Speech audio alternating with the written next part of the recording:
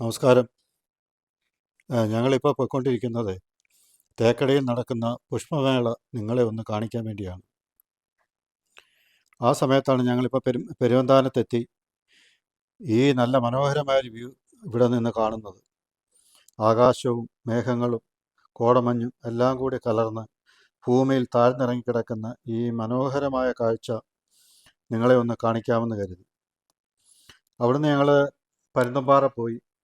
പരുന്തുംപാറയിൽ നിന്ന് തിരിച്ച് ഞങ്ങൾ തേക്കടിയിലെത്തിയപ്പോൾ അവിടെ കൗണ്ടർ ഓപ്പൺ ആയിട്ടില്ലായിരുന്നു. പ്രവേശനം പാസ് മൂലമാണ്. ഒരാൾക്ക് 70 രൂപയാണ് പാസ് ചാർജ്. കാരണം അവർക്ക് മറ്റു വേറെ സംഭാവനകളോ കാര്യങ്ങളോ ഒന്നും ഇല്ല. ഈ പ്രവേശന ഫീസിൽ കൂടെ കിട്ടുന്നത് സാമ്പത്തികം കൊണ്ട് മാത്രമാണ് ഇതിൻ്റെ നടത്തിപ്പും കാര്യങ്ങളും എല്ലാം നടക്കുന്നത്.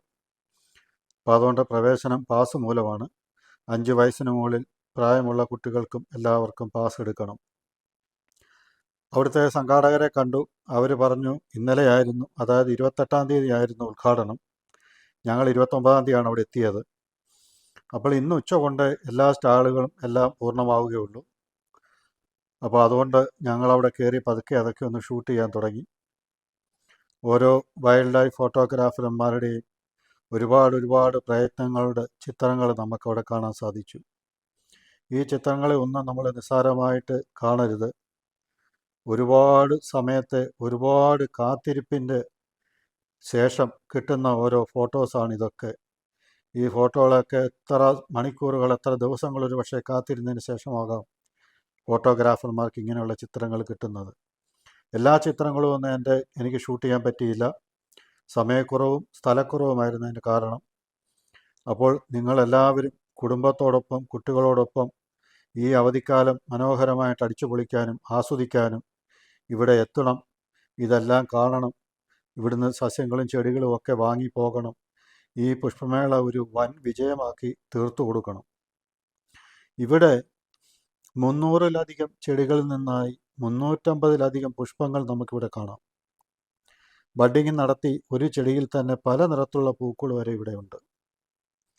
28/3/25 തുടങ്ങിയ മേള 22/4/25 വരെ ഉണ്ടാകുമെന്നാണ് അറിയുന്നത്. സാധാരണയായി 12 ദിവസം മുതൽ 15 ദിവസം വരെ പുഷ്പങ്ങൾ കേടുകൂടാതെ നിൽക്കാറുള്ളൂ. കഴിഞ്ഞ വർഷം 54 ദിവസം നീണ്ടുനിന്ന പുഷ്പമേളയായിരുന്നു ഇവിടെ. കേരളത്തിൽ ഇന്ന് വരെ നടന്നിട്ടുള്ളതിൽ വെച്ച് ഏറ്റവും ദൈർഘ്യമേറിയ മേളയും ഇതായിരുന്നു. 15-20 ദിവസം കഴിയുന്നതനുസരിച്ച് അവർ ചെടികൾ ഇവിടുന്ന് മാറ്റിക്കൊണ്ടേയിരുന്നു. പുതിയ ചെടികൾ എത്തിച്ചുകൊണ്ടിരുന്നു. അങ്ങനെ 54 ദിവസം നീണ്ടുനിന്ന ഒരു പുഷ്പമേളയാണ് ഈ കഴിഞ്ഞ വർഷം ഇവിടെ നടന്നത്. കലാസ്നേഹികളും പ്രകൃതി സ്നേഹികളുമായ നല്ലവരായ കലാകാരന്മാരുടെയും നല്ലവരായ നാട്ടുകാരുടെയും അകമഴിഞ്ഞ സഹകരണമാണ് ഈ മേളയെ വൻ വിജയമാക്കി തീർക്കുന്നത്. 17 വർഷമായി നടന്നു വരുന്ന ഈ മേളയുടെ വിജയത്തിന് പിന്നിൽ വളരെ ആസൂത്രിതമായ നടത്തിപ്പാണുള്ളത്.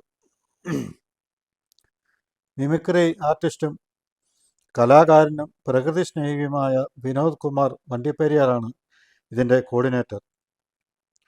17 വർഷമായി നടന്നു വരുന്ന ഈ പുഷ്പസസ്യമേളയുടെ വൻ വിജയത്തിൻ്റെ കാരണം ഈ കലാകാരൻ്റെ കഴിവെന്ന് തന്നെയാണ്. 30,000 ചതുരശ്ര അടി വിസ്തീർണത്തിൽ കിടക്കുന്ന ഈ ഗ്രൗണ്ടിനുള്ളിൽ പുഷ്പസസ്യമേള കൂടാതെ ജൈവ കൃഷികൾക്ക് ആവശ്യമായ എല്ലാ സാധനങ്ങളും ഇവിടെയുണ്ട്. കുട്ടികൾക്കായി ഒരുക്കിയിരിക്കുന്ന വലിയൊരു അമ്യൂസ്മെൻ്റ് പാർക്കും ഇവിടെ ഉണ്ട്. രുചികരമായ ഭക്ഷണം കഴിക്കാനും നമ്മുടെ ബാല്യകാലത്തേക്ക് നമ്മളെ കൂട്ടിക്കൊണ്ടുപോകുന്ന മധുരിക്കുന്ന ഓർമ്മകൾ നൽകുന്ന മിഠായികളുടെ ഒരു വൻ സ്റ്റാളും ഇവിടെ കാണാം. ഈ മേള ഒരു ജനകീയ മേളയായിട്ടാണ് ജനങ്ങൾ ഏറ്റെടുത്തിരിക്കുന്നത്. ജാതി മത വ്യത്യാസമില്ലാതെ എല്ലാ മേഖലകളിലും പ്രവർത്തിക്കുന്നവരുടെ ഒരു വലിയ കമ്മിറ്റിയാണ് ഇതിനു പിന്നിൽ പ്രവർത്തിച്ചുകൊണ്ടിരിക്കുന്നത്.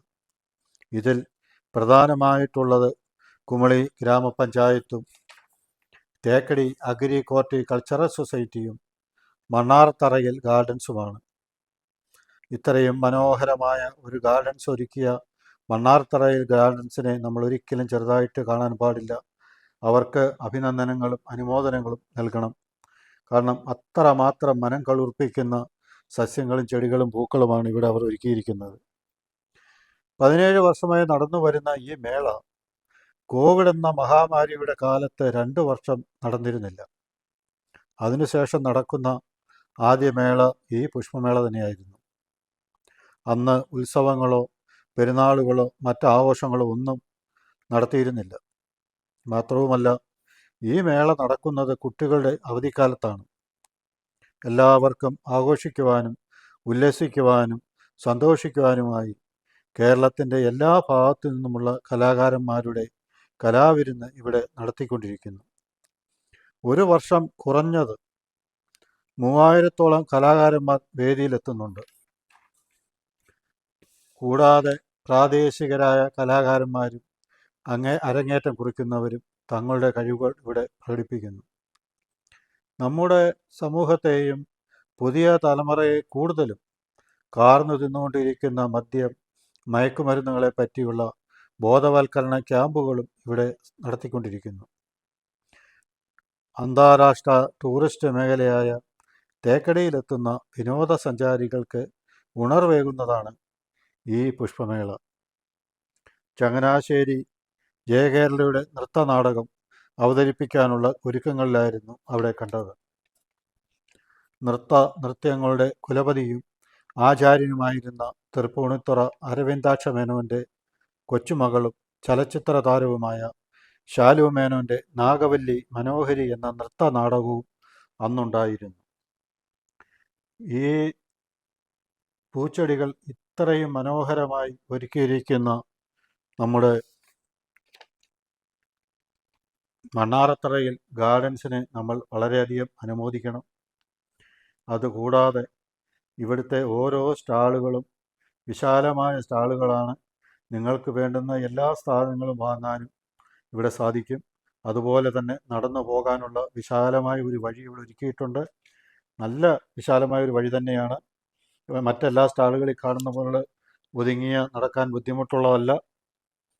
നിന്നെ വീട്ടിലേക്കുള്ളതും കുട്ടികൾക്കുള്ളതും ലഘുഭക്ഷണങ്ങളും എല്ലാം ഇവിടെ റെഡിയായിട്ടുണ്ട്. നല്ല മുളക് ബജ്ജി, കൂടാതുള്ള കോളിഫ്ലവർ, നല്ല കരിമ്പിൻ ജ്യൂസ്, നാരങ്ങാ വെള്ളം, കോൺഫ്ലവർ, എല്ലാ സാധനങ്ങളും ഇവിടെ നമുക്ക് കിട്ടും. പിന്നെ കുട്ടികളുടെ കളിപ്പാട്ടത്തിന് ഒരതിരുമില്ല. എത്ര വേണമെങ്കിലും ഏത് മോഡൽ വേണമെങ്കിലും നമുക്കിവിടെ കിട്ടും. അതുകൊണ്ട് കുഞ്ഞുങ്ങളും കുടുംബവും ഒക്കെ ആയിട്ട് വന്ന് ഇവിടുത്തെ ഈ പുഷ്പസസ്യമേള വൻ വിജയമാക്കി തീർക്കണം.